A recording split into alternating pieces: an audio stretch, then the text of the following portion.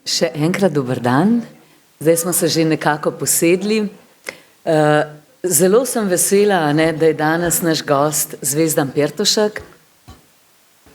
Kot sem že prej napovedala, zdravnik, nevrolog, predstojnik katedre za nevrologijo na ljubljanski medicinski fakulteti, pa dolgoletni predstojnik kliničnega oddelka za bolezni živčevja, kliničnega centra v Ljubljani. Skratka, jaz mislim, da boljšega sogovornika ne bi mogla imeti in se mi kar po tem filmu, ker je tako ves mil in poln neke nežnosti in ljubezni, se tudi meni kar milo zgodi pravzaprav, da sem zdaj v družbi z vami. In dam najprej kar vam besedo, da vi poveste, kako ste vi doživel film, kako ste ga videl, da najprej te stvari podelite z nami. Jaz se najprej lepo zahvaljujem za povabilo in pozdravljam tudi nekatere znane obraze tukaj noter. Film sem pravzaprav doživel torej podobno kot vi. To je en čudovit, intimen film, ki razkriva mnoge plasti. Na eni strani je gotovo plast, ki se, ali pa neka problematika, ki se giblje okrog spomina. Pravzaprav okrog dveh spominov. Eno je spomin človeka, posameznika, našega malega življenja, teh 70, 80, kakorkoli let nam je dano, ampak po drugi strani tudi spomina ene velike skupine ljudi, recimo enega naroda ali pa ene civilizacije. In to je pravzaprav film, ki preseneča z tem silno spretnim prepletom spoznanja, kako pomemben je za naše življenje osebno naš spomin in kako pomembno je za življenje neke civilizacije, naroda, spomin na to, kaj se je dogajalo. Neka druga plast, ki se človeka dotakne, je, če je prva spomin, bi morda bila druga ljubezen. Ljubezen pravzaprav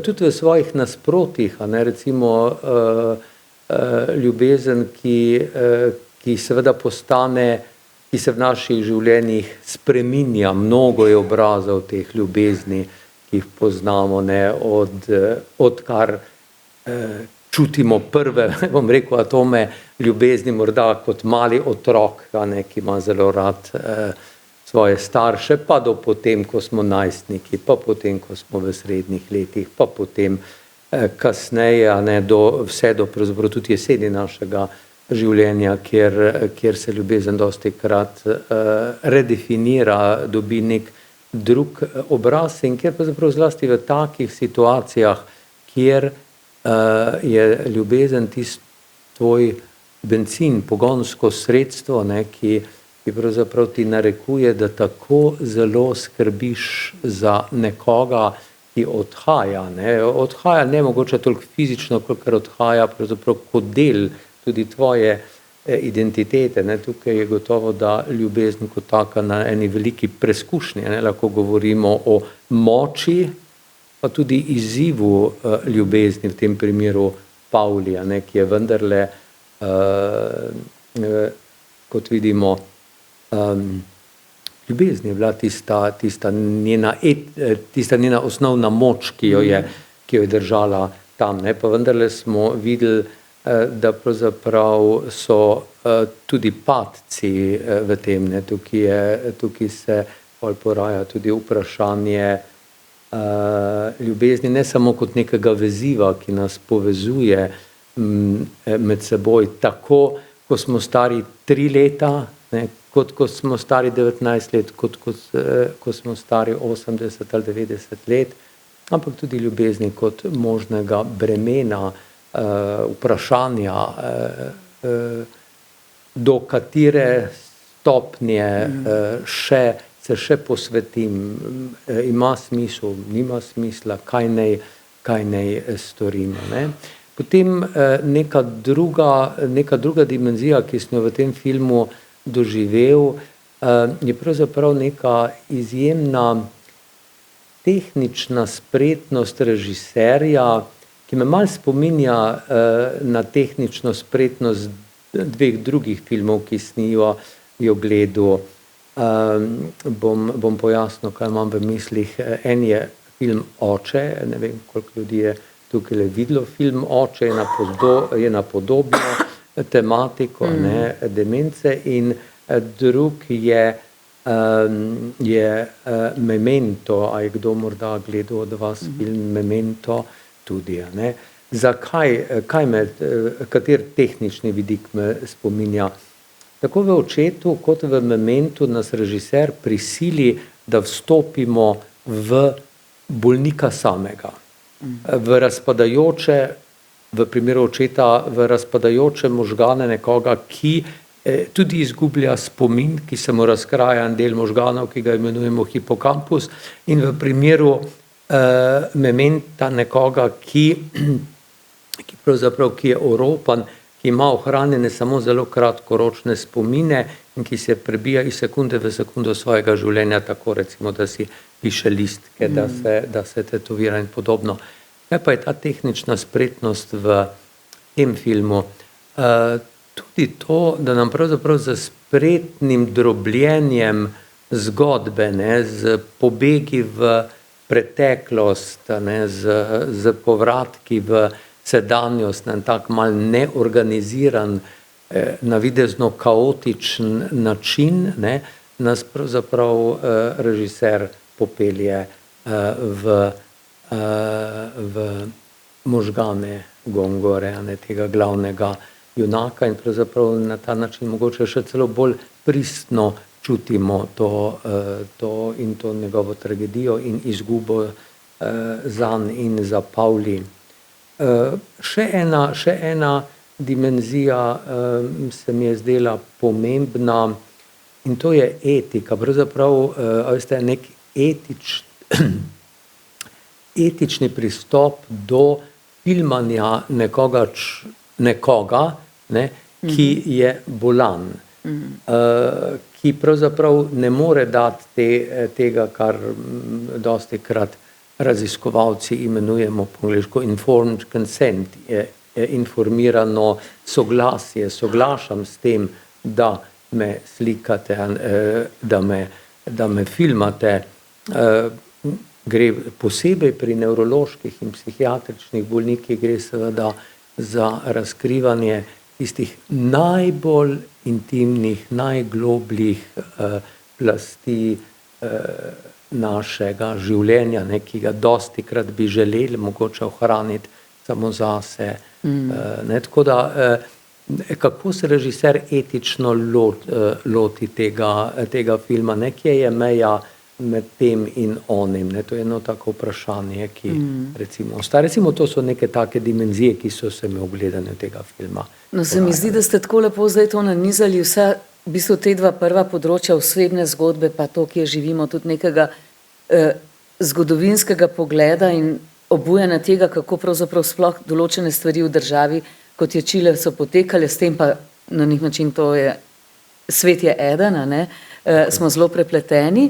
In meni se zdaj zanimivo to, kar ste zdaj izpostavili še to etiko, ne, ravno to se mi je zdelo, da je pač režiserka, ne, na nek način zelo subtilno se tega lotila, da nikjer ni prestopila tega praga, ne. Razmišljaš tudi ob tem, ne, recimo za delček, so te arhivski posnetki, ki so se lahko dogovorili, ne, iz otroštva recimo njegovih otrok.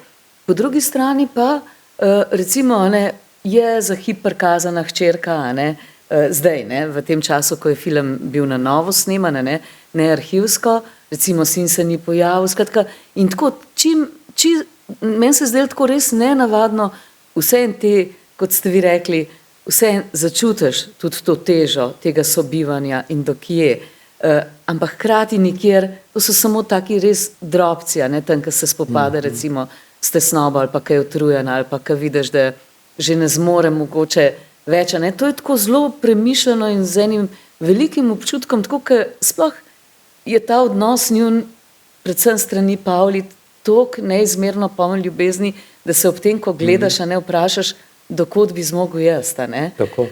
Zelo močno to nekako podoživiš, hkrati pa seveda, ne, verjamem, da marsikdo med nami, ne, vas je že poslušal, ne, v letih, ne, po 60. letu se to lahko začne dogajati, da so težave, a ne, s spominom, da pride do takih nevroloških bolezni. Ampak preden se vrnemo sem, bi jaz najprej, a ne, vas povabila, da še vi, še kdo od vas, a ne, pove, kako je doživel film, kar gospa.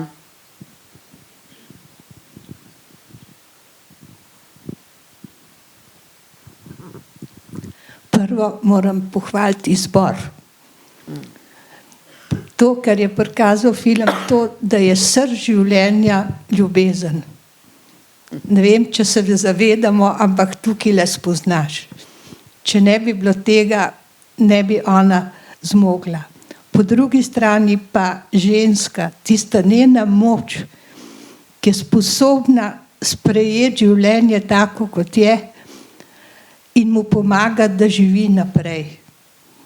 Da ne odneha, da ne zbeži stran, da ne znori dobesedno, ampak lepo, mirno sodeluje in varuje svoj dom in svojo ljubezen. To mislim tako lepo pokazan, da bolj ne bi moglo biti. Vam pa povem še to, ker so še to izčila, tisto ozadje zgodovinsko pokazali. Jaz sem šolala se v Kanadi in moja sošolka je bila ena, ki je bila v sosednji sobi, ki so predsednika ubili.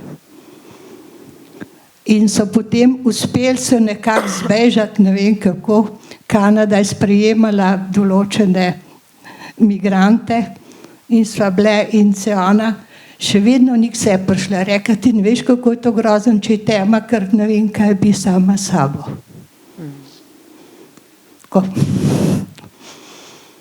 Mislim, krasen film in čudovito doživetje dneva. Pa razlaga gospoda profesorja, super. Hvala. Hvala za te besede še.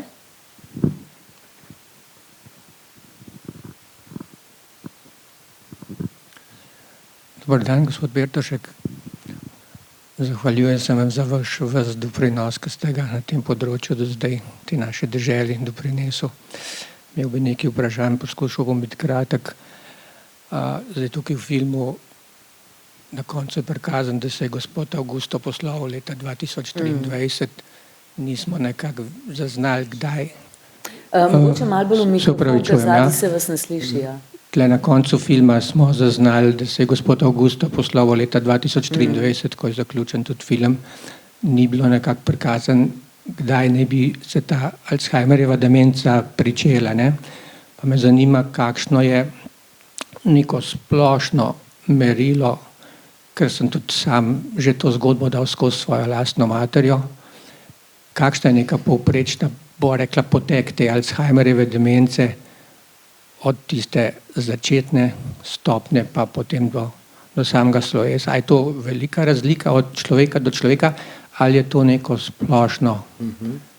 To bi bilo prvo vprašanje, če smem. Ja, jaz sem zahvaljujem za vprašanje. Mogoče bi začel samo s tem, da seveda izraz demenca ni enak kot Alzheimerjeva. Torej demenca in danes se bomo tukaj pogovarjali o Alzheimerjevi demenci, ki je najbolj pogosta. Recimo 70-75% ljudi, ki ima demenco, ima Alzheimerjevo demenco, torej to obliko, ki smo jo videli pri glavnem junaku. To omenjam zato, ker še vedno 10-15% pa je takih demenc, ki so, zdravniki rečemo, reverzibilne, ki jih lahko popolnoma ozdravimo. In seveda danes ne govorim o teh demencah. Glede Alzheimerjeve demence, strašno rad povem eno zgodbo, ki je resnična, ker je v eni od mojih ambulant so pripeljali babico in pravzaprav prvi, ki je odkril, da ima babica demenco, je bil vnuk. Nekega dneva je, ko je babica iskala ključe avta, ki jih je izgubila, ampak to že tretjič ta dan, pa že ne vem kaj, 10. ta mesec, in takrat so prvič bili otroci te babice, se pravi vnukova mati in sin so bili tam prisotni. ko je vnuček priletel, tako mahal ključe, pa rekel, lej babi, zdaj sem pa našel končno te ključe, a ne, in kje jih je našel jih je v hladilniku v tunini solati, a ne. Seveda mi vsi, bom rekel, te ključe iščemo ali pa očala, ali pa kaj takega, vendar to seveda, da ga pa najdeš v tunini solati pa v hladilniku, je lahko znak za alarm. Vendar no in takrat so seveda takoj potem babico odpeljali k zdravniku, in ki je ugotovil, da gre pravzaprav za nekaj, kar imenujemo zmirna demenca, tako, ki jo pravzaprav tudi laik, malo bolj osveščen ali pa izobražen laik kar hitro prepozna. Vendar se je seveda ta demenca pri babici, in to velja praktično za vse bolnike, ne, ni velikih individualnih variacij, to, kar bom zdaj povedal. Seveda vsaka demenca ima svoj obraz, če imate 100 bolnikov z Alzheimerovo demenco, bo 100 različnih oblik demence, usod, potekov in tako naprej. Vendar zdaj govorim o času, preden se diagnosticira demenca. Ta babica je imela demenco verjetno že 15-20 let prej, oziroma ne smem reči demenco. Demenca za zdravnika pomeni, da imaš ti motene vsaj 2 višji miselni funkciji. Kaj so višje miselne funkcije? To so recimo spomin, to je recimo pozornost, to je recimo razumevanje govora ali produkcija govora, to je to, da se jaz znajdem v nekem prostoru, da bi zdaj mentalno znal iti od tukaj, recimo pa do Šuštarskega mosta po najkrajši poti. Potem je to presoja, dostikrat so to neke osebnostne značilnosti, koliko sem recimo jokal ali pa postanem naenkrat okruten v svojem življenju ali pa neobčutljiv. Vse to so te višje miselne funkcije, najbolj pogosta, tista, ki propade, je spomin, vendar kombinacija katerihkoli 2 od teh višjih miselnih funkcij človeku že lahko da diagnozo demenca. Vendar ta bolezen, ta demenca mora biti napredujoča, ne, ni tako, da danes bi bil tak, čez 2 tedna bi bil pa čisto normalen. Lahko to niha od dneva do dneva, od ure do ure, vendar ne more biti pa tako, recimo, da sem dan zelo dementen, čez pol leta ali pa čez 1 leto bom pa čist malo dementen. Se pravi, to je, rečemo, progresivno napredujoče, in ko uporabimo izraz demenca, mi mislimo tisti trenutek, ko je pravzaprav to zelo očitno, ko človek ne more več v domačem ali pa v službenem okolju učinkovito in dobro delati, ne, ko nekaj gre narobe. Takrat začnemo uporabljati izraz demenca. Vemo pa, da proces v možganih, ki vodi do tega usodnega torka z tunino solato in ključi, se je pa začel verjetno 15-20 let prej, se pravi recimo pozna 40, 50 leta je čas, ko če nam je sojena Alzheimerjeva demenca, se bodo v naših možganih začeli prve spremembe. Tudi pri vaši mami se je to začelo približno 15 let, preden ste ugotovili prve simptome. Enako pri Gongori, pri glavnem junaku tega filma, ki je bil verjetno v letih še zelo aktivnega aktivizma, ko pa bi recimo nevrolog s posebnim slikanjem lahko že ugotovil, da se bolezen tihotapi v njegove možgane. Hvala za odgovor. Če smem, bi še vprašal, zdaj bi pa prešel na še eno temačnejšo področje, bom rekel, kot je že tako Alzheimerjeva demenca, že velika težava sama po sebi. Dostikrat se zadeve potem zavlečejo tudi v sodne postopke, ravno na podlagi tega.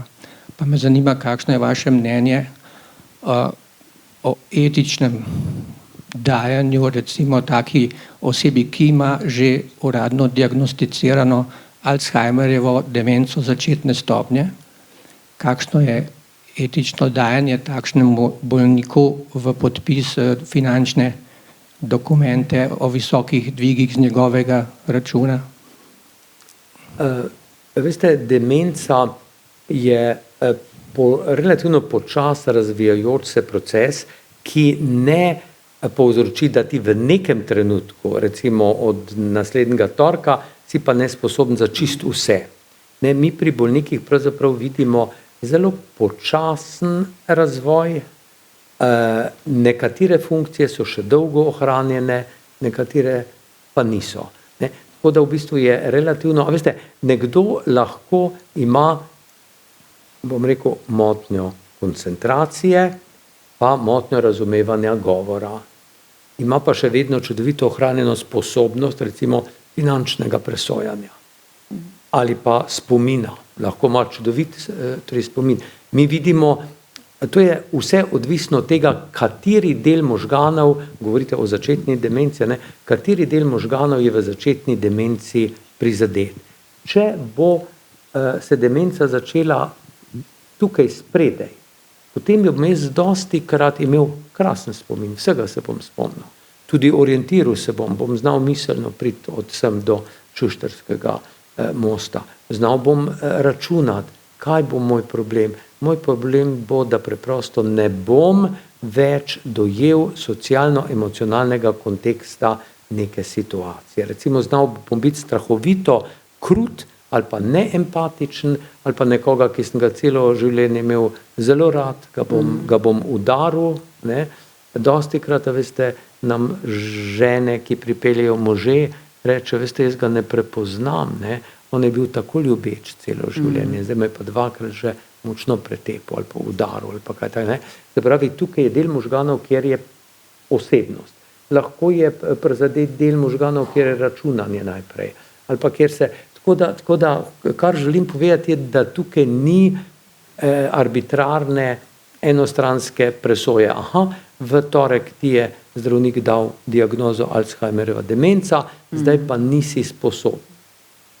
Res pa je, da v praksi vidimo, da pravzaprav, a veste, nedobronamirni ljudje, sorodniki, ne vem, prijatelji ali kaj takega, čakajo na tiste trenutke, ko pa pravzaprav ne bo imel dobrega vpogleda ali pa presoje o recimo svojih financah in potem to naredijo. Ne. To se mi zdi, Zvezdan, ne, da ravno to, kar je gospa povedala prej, ne, da pri tem filmu je na nek način to tako, zdaj Avgusto je zbolel pri 63 letih, a ne, se pravi zelo zgodaj. A ne. In neverjetno je, kako je v tem filmu skozi to spremljanje prikazano vendarle toliko še enih, a ne, ene nežnosti in človečnosti, a ne, saj dobro, tudi kako se film konča, kjer gre samo za ponavljanje, seveda z ene strani, predvsem ljubezni z njene strani. Ne veš, kje to črpa iz ljubezni, kot ste vi rekla, a ne, z neverjetne, a ne, da se res sprašuješ, kje bi to ljubezen pravzaprav kot sočlovek, ni nujno ravno kot partnera, ne, sploh našel, da za razumevanje, recimo, sploh takih bolezni ali pa ljudi, ki se jim godijo hude reči, no, ampak hkrati pa je presenetljivo, ko gledata, ali pa ko ga vsak dan znova obuja, kdo sem jaz, kdo si ti, se vmes so tudi taki komični trenutki, ne, to se meni zdelo, tam je bilo nenavadno, ko je ona rekla, tvoja hiša, pa je on podaril, najina hiša, tako, ali pa recimo so taki... To so taki lucidni trenutki, ne, ki so... Lucidni, ali pa recimo pri plesu, a ne, vsi pač, tudi jaz sem že vas poslušala, a ne, kako je dotik pomemben, kako je gibanje pomembno. No, in tam recimo, ko jo on spremlja, a ne, v gledališče in kjer vsi skupaj plešajo, tudi odnos pravzaprav soigralcev do njega, kako na nek način absolutno so podporni. Tako ga vključujejo, je del njihovega. Ne. Tako, a ne, hkrati pa je mene presenetilo, ko sta gledala te filme vezane na zločine Pinocheja, a ne, kako ga je to vendarle spravilo v eno občutenje, ki je seveda od tukaj bilo, a ne, pa hkrati si pa videl, da gre za neko spominjanje, tako, to žalost, a ne. To me je recimo v tem filmu tako presenetilo, vendarle eni trenutki oziroma spominjanje tudi za nazaj. Mora biti telesno. Ne vem kakšno, kaj vi o tem pravite. Veste, ker spomini v našem, mi imamo Pri Alzheimerjevi mi imamo več vrst spominov v našem življenju in ti spomini so pravzaprav razmeščeni v različne dele možganov. Recimo eno je tudi, veste, imamo spomin, recimo, kako voziti kolo. Ne? Ja. To je shranjeno čist v drugem delu možganov, kot pa recimo ta, ki propada pri Alzheimerjevi bolezni in bodo ljudje, ki imajo tudi že napredovalo Alzheimerjevo bolezen, ta spomin velikokrat imeli ohranjen, pa bodo znali kolo voziti, pa bodo znali plavati in tako naprej. Imamo en drug spomin, ki se imenuje delovni spomin, ki je samo nekaj sekund, ne, ker ti moraš nekaj ponoviti ali pa tudi ta je ponavadi ohranjen, a ne, da ko on ponavlja, tukaj sva ali pa, to je tvoje ime, jaz sem pa ta in ta, ne, sprav, tiste koščke zna on v nekaj sekundah povezovati, ne zna pa seveda tega širšega časovne, ker ti spomini, ki jih imenujemo epizodični spomini, se pravi spomin na daljše epizode mojega življenja, kaj sem počel prejšnji torek, kaj sem imel za kosilo prejšnji torek, ali je bila hčerka na obisku prejšnji mesec ali ne. To je pa čist drugje v hipokampusu. Ta hipokampus je en del možganov, ki zgleda po obliki, zgleda kot en morski koniček in v latinščini, v slovenščini je latinski izraz hipokampus pomeni morski koniček. Se pravi, epizode našega življenja so shranjene v tem morskem koničku. No, ampak tudi tukaj so spomini vloženi na zanimiv in različen način. Sosed tega morskega konička je en drug tukaj znotraj, sosedna struktura je, morda bo kdo poznal izraz, limbični sistem. To je pa del možganov, ki je zelo pomemben za naša čustva. Se pravi, čustva strahu, čustva veselja, čustven jaz je pravzaprav tik ob hipokampusu, soseda sta si. No in ko mi vlagamo, ko naše življenje vlaga spomine v ta hipokampus, jih vloži na zanimiv način. Čim bolj zgodni so, ali pa čim bolj so pravzaprav emocionalni, dotaknili so se me emocionalno. Ne? Tem bolj jih pravzaprav narava shrani v notranji del tega morskega konička, da se skoraj da oprimejo tega limbičnega čustvenega sistema. Ne? In to so spomini, ki pravzaprav jih na nek način, tudi če jih bomo formalno pozabili, ne bomo pozabili nikoli določenih elementov tega, morda bomo mi pozabili na otroka svojega in ne bomo prepoznali tega prijetnega gospoda k srednjih let, ki nam je prinesel čokoladne kekse, ki jih imam tako rad. Vendar nekaj bo, a je to, a veste, spomin na voh, spomin na določeno kretno, spomin na nek posebni izraz okrog oči, a je to zven glasu, ali kaj tako. Vidite, to so pa elementi spomina, ki so shranjeni zelo blizu, ki se oprijemajo, ki so del tako hipokampusa morskega konička, kjer so shranjeni moji spomini, kakor tudi mojega emocionalnega dela možganov, zato jih tudi, če bodo neprepoznavni, jaz jih ne bom zgubil.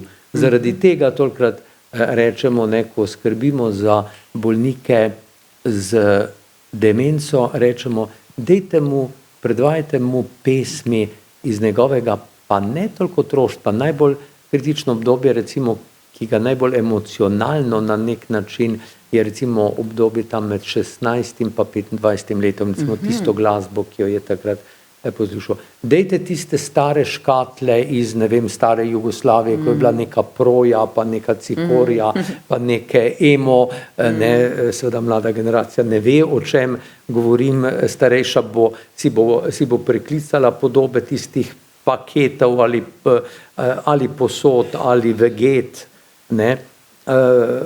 In ponekod v svetu imajo pravzaprav takšne male kot vasice ali pa samo trg urejen, ki je urejen recimo v duhu recimo časa, ki je bil pred 70 leti, ne, in veliko terapije gre v to, da pravzaprav takrat, ko nima več spomina, da mu ti vzbujaš te emocionalne spomine, dostikrat preko glasbe, dostikrat preko dotika recimo, preko posebne, teh dotikov je več vrst, in najbolj uspešen pri več vrst, hočem reči,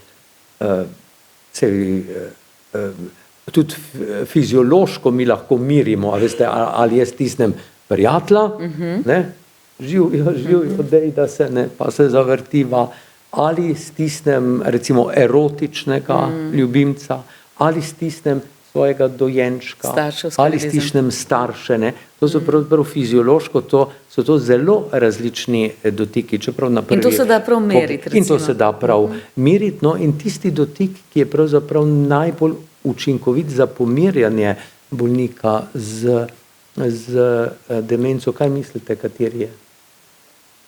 Otroka, ja, kot otroka, ne. In veste, jaz se dostikrat spomnim, recimo, ko sem bil v večerih dežuren, ko sem še dežuril, recimo, ne, na stari nevrologiji, pa so recimo poslednje tedne svojega življenja preživljali tam tudi ljudje, ki so odhajali zaradi demence, ti ne umreš, ti umreš potem zaradi nekega, ker ne ješ, ali pa se ti zatakne, pa dobiš pljučnico, ali pa ker lulat ne moreš hoditi, ali pa ne znaš, ali pa karkoli, pa dobiš uro infekta, ne, zboro infekcijo, sečil, in potem dobiš sepso in potem umreš. Ne. No in se spomnim teh zadnjih tednov, recimo življenja mnogih od njih, recimo so bili po noči ženi, pa so klicali, potem je pa sestra jim prinesla čaja, recimo po nočne, in potem si slišal tisto Rezika.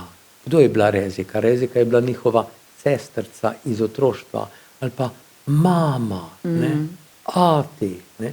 Oni so v teh ljudeh v zadnjih dneh svojega življenja so videvali, zanimivo, tudi ne svoje otroke, tudi ne svoje partnerje. Življenje se vrne v krogu, pravzaprav v otroštvo. Ne, to je, ja. Ne, predvsem so starši, predvsem so sestrce, bratci in tako naprej. No, se mene pri tem filmu velikokrat ta njena ljubezen spomnila prav na tako, v bistvu tako starševsko ljubezen, ne. Recimo, že to, kar ste omenili kolo, a ne, v bistvu imaš prav tako, kako se otrok uči voziti, ne, s to potrpežljivostjo, spodbujanjem, vedno znova, ker se šele odkriva svet, ne.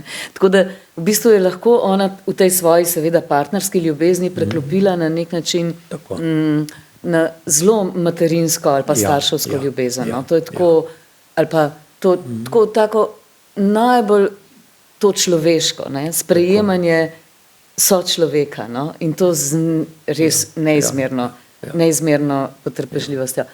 Bi še kdo kaj, povejte, gospa. Ja.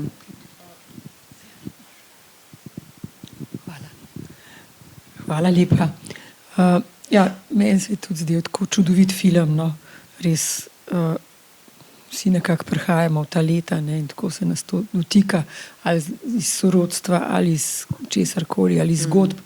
Zelo pomembno mi je bilo, ko je brala iz tega zbornika, ki ga je podaril, ne, te njegove posvetilne besede.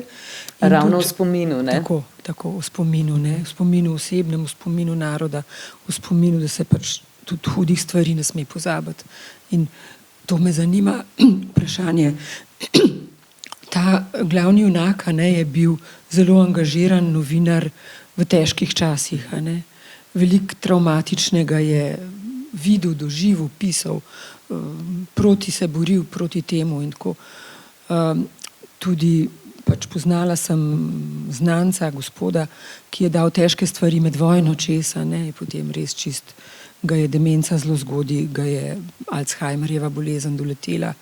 Ko je bil v slabih fazah, je v zaporu, je samo še v teh mučenih vpil in tako naprej. Te travme so prišle ven, ne. To me zanima, ali je Alzheimerjeva bolezen pogojena pretežno z genetiko ali tudi z hudimi travmatičnimi doživljaji, doživetji, dogodki v življenju. No. Ja. Če govorimo o Alzheimerjevi demenci, moram najprej to povedati, da pravzaprav vzroka natančnega ne poznamo. Torej rečemo, da je Alzheimerjeva bolezen nevrodegenerativna bolezen. Kaj to pomeni? To je tako malo slabo definiran izraz, ki pomeni to, da se celice, določene celice, ne vse v možganih, ampak določenega dela možganov, pri Parkinsonovi bolezni bo to en drug del možganov, pri Alzheimerjevi demenci je to značilno tisti del možganov, ki nam je v evoluciji nastal najkasneje in ki ga pravzaprav poosebljajo miselne funkcije.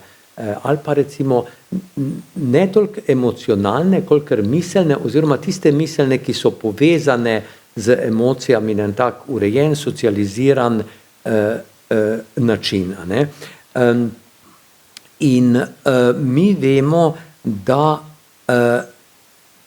manjši del Alzheimerjeve demence, nekaj procentov, je vezan na točno določen gen.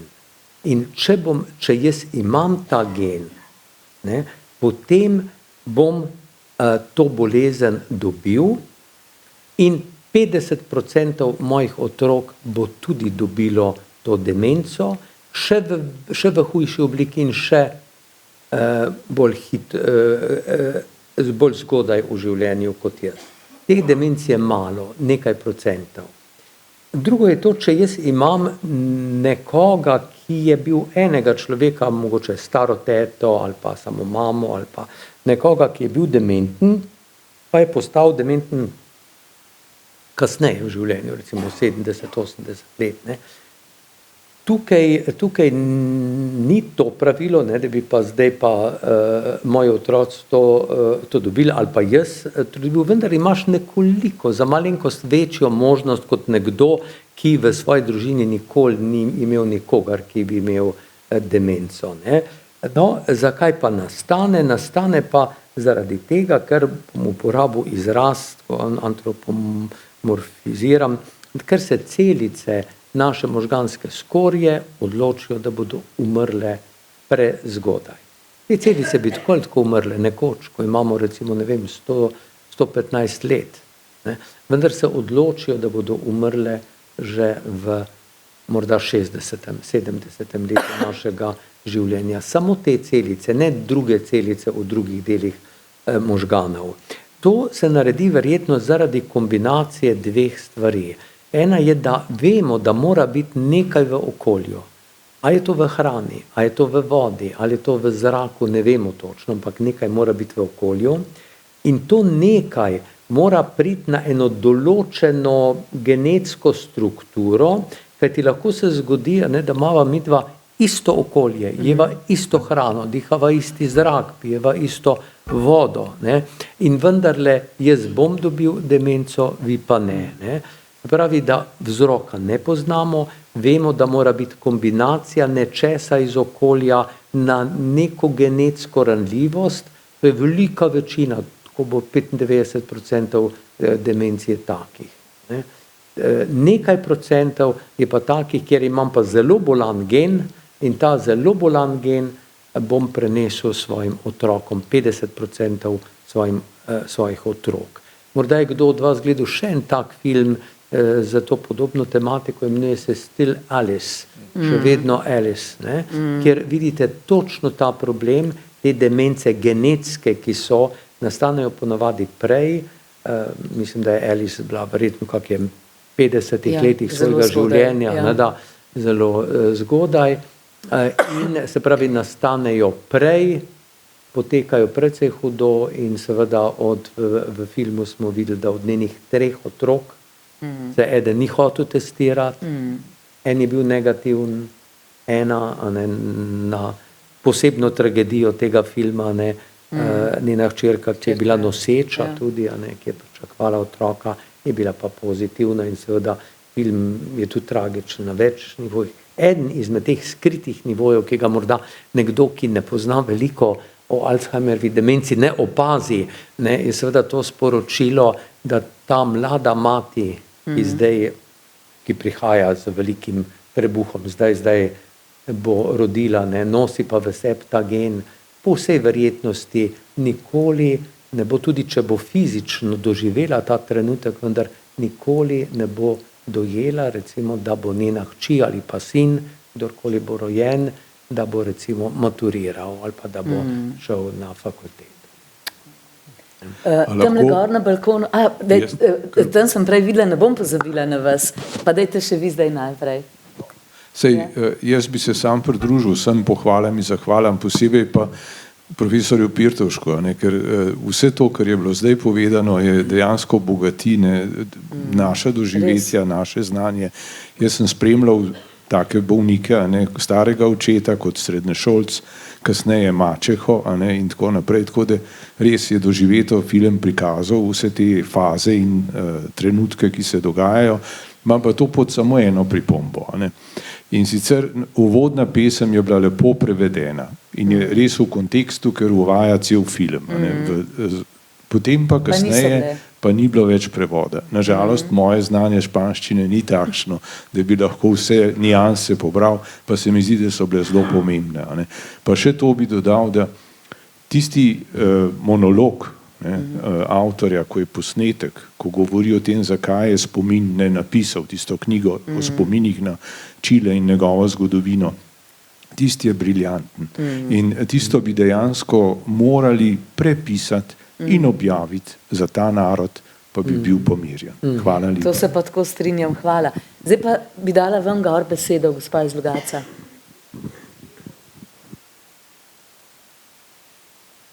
Ne, se bo. Lep pozdrav. Jaz sem večkrat vas poslušala, gospod Pirtošek, in se spomnim, da ste vi zmeraj poudarili to, da tisti, ki živijo z dementnim človekom, morajo tudi zase predvsem poskrbeti, da lahko potem živijo s tem človekom in za njega dobro delajo. In seveda sem ta film gledala tudi s to vašo mislijo. In sem se potem vprašala, kako je pa Pavli poskrbela za sebe. In sem potem ugotovila, svojo ljubeznijo. Sej, to je bilo tisto njeno, kar je bilo njeno, in tako je presenetljivo in čustveno ona vse tako naredila, da se je tudi ona pravzaprav ob njem dobro počutila. Da ni čutila, da je žrtev. Morda enkrat en tak droben zdrs, drugače pa mislim, da je ta ljubezen jo gnala v to, da mu je pomagala. Toliko. Ja, jaz se strinjam s tem, to je bilo njeno gorivo, to je bila tista energija, to so bili tisti mitohondri, ki so ji dajali energijo, da je šla naprej. Glede prejšnjo uporabo izraz, pa malo nisem videl, ga ne uporabim, pa sem ga vseeno neko, sem rekel, da je njena ljubezen kot vezivo, ki jo povezuje, ampak tudi kot breme. Zelo je pomembno, veste, v vseh teh desetletjih, ko sem delal z bolniki z demenco, sem videl pravzaprav to potrebo, ki se vam zahvaljujem, da ste omenili, in to je, da človek, ki skrbi za bolnika z demenco, mora poskrbeti tudi zase. Seveda, človek lahko to gleda z različnih stališč, lahko rečemo, da je to neke vrste egoizem. In dostikrat recimo skrbniki, ki so 24 ur, 7 dni ob tem svojem ljubem človeku, tudi čutijo in povedo, recimo neko jim svetujemo, veste, morate imeti neko soboto, recimo morate imeti zase, morate neko knjigo prečitati, iti k prijateljci, ne vem, tam tisti kavarni na tortico pojesti, ne vem, si kupiti navšal, skratka, iti na sprehod ob Ljubljanici. In seveda, oni te možnosti ne vidijo, pravijo, prvič me potrebuje, res me potrebuje, drugič pa jaz sama, ko bi tam hodila ob Ljubljanici, moje misli bi bile ves čas pri njemu. In jaz vidim dva razloga vendarle, zakaj bi morali vsi vztrajati na tem, da bi recimo tudi Pavli imela svojo soboto. Prvič je to zaradi, ker veste, če bo nekega dne, če bo Pavli recimo umrla prej, če bi umrla prej, ali pa dobila, ne vem, srčno aritmijo, ali pa diabetes, sladkorno, mislim, zelo pogosto. Skrbniki, jaz po mnogih letih dela, veste, se dostikrat v ambulanti končam 10 minut prej z bolnikom, pa se pa obrnem k skrbniku, pa kako ste pa kaj vi. A ste si dali kaj kri pogledati, kako je z vašim sladkorjem, kako je z vašim krvnim pritiskom, kako je, ker statistika glede tega je osupljiva. Ti skrbniki, ki skrbijo za bolnike, sami za bolnike z Alzheimerovo boleznijo, imajo strahovito visok odstotek nediagnosticiranega diabetesa, srčnih aritmij, ulkusa, depresije, ki je prekrita z neko neverjetno aktivnostjo, ker samo laufajo sem pa tja, pa ga ne vem, pa ga je treba obleči, pa to. In kje se pol to vidi? Veste, kaj vidi se recimo v tem trenutku, ko recimo bolnik pol umre ali pa kaj takega, ne? Kako se ti ljudje potem zrušijo v enem ali dveh letih. Zrušijo se telesno, zrušijo se mentalno, ne? Dostikrat pol zelo hitro oni postanejo ali globoko depresivni, nikamor nočiti, ali pa tudi dementni. Ne? In zaradi tega je, se pravi, eno je to, da bom rekel tudi egoistična misel, za dobro bolnika je dobro, da je skrbnik naspan, spočit, ne? Vendar tudi, a veste, vsako človeško življenje je tudi naše življenje, ne? In ne smemo ob vsem občudovanju, ki ga imamo do Pavli, ne?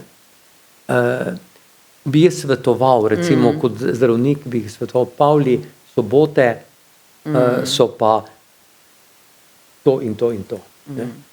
Tudi zaradi njenega življenja, zaradi obeh življenj. To ste tako lepo povedali in jaz mislim, da je to trenutek, ne, da današnji pogovor zaključimo. Jaz bi se zvezdam vam najprej zahvalila in tudi vidimo, ne, mi bi lahko tukaj zdaj še nekaj ur sedeli, pa bi vas še sprašvali in bi vas z veseljem poslušali, kako na nek način so to pomembne teme in premalo vemo o njih, premalo se o njih pogovarjamo, zato je to vaše delo, se pravi, da ste pripravljeni kljub vsemu delu to deliti tudi z različnimi javnostmi, se meni zdi res pomembno, ker ti to sproži možnost, da sploh lahko razmišljaš, ne? Se pravi o ljudeh, ki so zboleli za takimi ali drugačnimi nevrološkimi boleznimi in z vsemi, ki smo prepleteni s temi ljudmi. A ne? Zdaj seveda pri filmu si človek misli, saj nista bila tako, sta bila materialno še kar zgleda stabilna, mora biti, tako smo videli fizioterapevtko, kar želimo si, no? Jaz sem si kar želila, upam, da so bile kakšne ure tudi proste, čeprav tam, ko je ona rekla med tem, ko ti spiš, jaz delam, ne? Si rečeš, ojej, ne? Tako da hvala lepa vsem, ne, vam, ne, da ste to omenjali, ker je res vsi, ki pa živijo z ljudmi s to boleznijo, na njih je res treba misliti, to vi vedno poudarjate. In tudi, ne, jaz sem pomislila to, kar ste vi rekli, ne, da ta knjiga, ne, Augusta Gongore, ne, jaz jo seveda nisem brala, ne poznam, ne, si misliš, kako so to pomembne teme, ne glede na to, da je to že toliko let nazaj, ampak ta svet je zdaj tak, da pravzaprav bi vedno znova mogli tudi take reči razmišljati in brati. Ja. A še? Aha. Jaz sem malo to tako pohitela, ker mi je živa že mahala. Jaz bi samo nekaj vprašala. Namreč brala sem, da Alzheimerova bolezen, da v Ameriki so delali raziskave, da precej vpliva aluminij. Aluminij, ki je prisoten v praktično vseh zdravilih, v hrani je prisoten, v zraku je prisoten. To so te nanodelci aluminijevi in da so odkrili, da pač je precej bolezni, vpliva ta aluminij na precej bolezni, ampak predvsem Alzheimer se je povečal, odkar je to posipavanje s chemtrailsi, ki vsebujejo not tudi delce aluminija. Zdaj pa, če gledamo tudi vse konzerve, vsebujejo aluminij, vsa zdravila vsebujejo aluminij, ogromno hrane vsebuje aluminij in verjetno je na tem nekaj. Kar se tiče filma, pa bi povedala, da je to oda ljubezni. Jaz sem vsaj tako doživela ta film, sem ga gledala že lani, ko je bil, in toliko ljubezni, kot ima ta ženska, res ne more se mimo tega, mora človek priznati, če sebe vpraša, ali bi jaz toliko zmogel za svojega partnerja. Res, Hvala lepa. Hvala lepa vam vam. vsem, a ne. Res čudovit film. Hvala vam še enkrat, Zvezdan. Res smo veseli, da vas imamo. Tako da